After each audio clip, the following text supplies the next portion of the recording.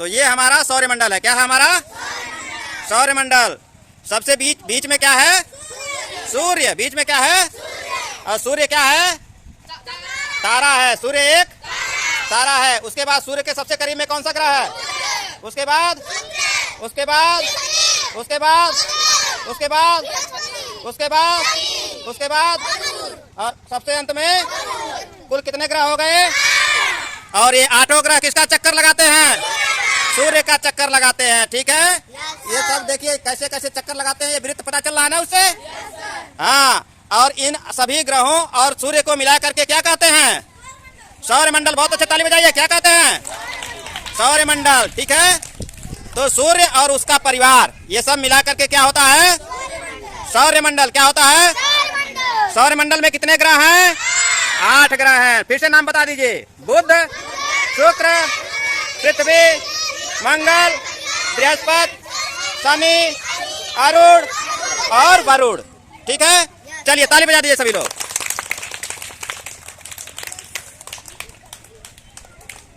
हाँ चलिए बताइए इस सौरमंडल का सबसे छोटा ग्रह कौन सा है बुध। और सबसे बड़ा ग्रह कौन सा है बृहस्पति। ठीक है और एक ऐसा ग्रह है जिसके चारों तरफ वलय है। कौन से ग्रह के पास शनि। कौन से ग्रह के पास हाँ शनि ग्रह के पास वलय है। ठीक है तो अब बात करते हैं हम लोग चंद्रमा की। किसकी बात करेंगे और चंद्रमा पृथ्वी का उपग्रह है। चंद्रमा क्या है तो चंद्रमा के बारे में एक कविता आप लोग पढ़े हैं ना।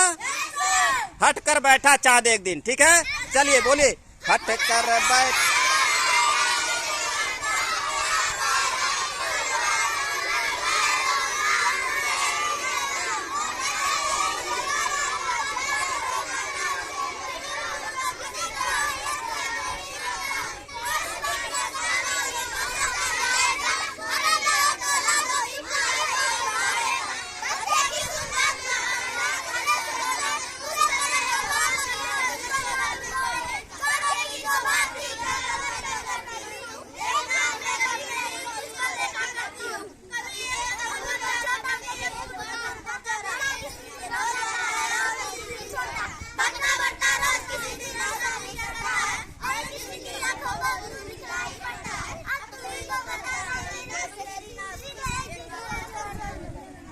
ताली बजा दीजिए। बहुत अच्छे।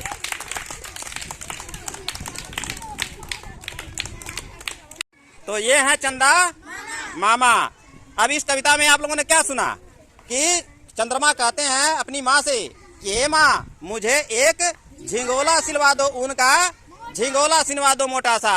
क्यों सिलवा दो क्योंकि रात में हमें ठंडी लगती है और आसमान में यात्रा करनी है तो मुझे ठंडी लगती है।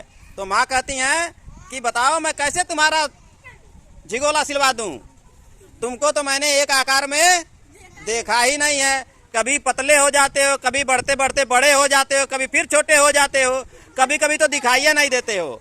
तो मैं तुम्हारे लिए झिंगोला कैसे सिलवा दूं। ठीक है तो अब इसी कहानी में ये छुपा हुआ है कि शुक्ल पक्ष और कृष्ण पक्ष क्यों होते हैं। हम लोग कुछ पढ़ रहे थे ना कृष्ण पक्ष और शुक्ल पक्ष। तो शुक्ल पक्ष और कृष्ण पक्ष इसी कहानी में इसी कविता में छुपा हुआ है। ठीक है आप लोग आसमान में देखते हैं ना कभी चांद पतला दिखता है फिर बढ़ते बढ़ते बढ़ते बढ़ते पूरा गोला दिखने लगता है। हाँ और फिर धीरे धीरे करते करते वो क्या होता है गायब हो जाता है। किसी दिन हो जाता है ना। हाँ तो देखिए एक बार जब चंद्रमा निकलता है तो धीरे धीरे बढ़ता है वो। तो 15 दिन में वो बढ़ते बढ़ते पूरा आकार में आ जाता है। उसको कहते हैं पूर्णिमा। ठीक है और पूर्णिमा के बाद वो फिर धीरे धीरे घटना शुरू हो जाता है। ठीक है और घटते घटते घटते घटते 15वें दिन वो गायब हो जाता है। और जिस दिन गायब हो जाता है उस दिन को कहते हैं अमावस्या। कौन सा दिन कहते हैं ठीक है तो जब पूर्णिमा के बाद वो धीरे धीरे घटना शुरू होता है तो उसको कहते हैं कृष्ण पक्ष। क्या कहते हैं हाँ जब वो धीरे धीरे घटना शुरू होता है पूर्णिमा के बाद उसको कहते हैं कृष्ण पक्ष। क्या कहते हैं और उसके बाद अमावस्या के बाद जब वो धीरे धीरे धीरे धीरे दिखाई देना शुरू होता है बढ़ना शुरू होता है तो उसको कहते हैं शुक्ल पक्ष। क्या कहते हैं हाँ शुक्ल पक्ष में रात में चांद की रोशनी दिखाई देती है। शुक्ल पक्ष में रात में क्या होता है हाँ चांद की रोशनी के कारण से उजाला होता है ना। आप देखते हैं कभी कभी रात में पूरा उजाला रहता है ना। हाँ, तो उसको कहते हैं शुक्ल पक्ष। क्या कहते हैं? हाँ, वो 15 दिन का होता है। फिर इसी तरह से जब धीरे धीरे वो चांद घटने लगता है तो रात में अंधेरा रहता है ना। तो जब रात में अंधेरा रहता है, चांद नहीं दिखाई देता है, तो उसको कहते हैं कृष्ण पक्ष। क्या कहते हैं? और गांव के भोजपुरी में कहते हैं अनहरिया। क्या कहते हैं? ए बाबू, अनहरिया रात चलाता हो, है ना। और शुक्ल पक्ष को क्या कहते हैं? अजोरिया। क्या कहते हैं? हाँ, ये समय तो अजोरिया बात चला खेत काटिया वाल जा होला ना। तो यही शुक्ल पक्ष और कृष्ण पक्ष है जो चांद के घटने और बढ़ने के कारण से होता है। समझ आ गए सबके? चलिए ताली बजा दीजिए सभी लोग।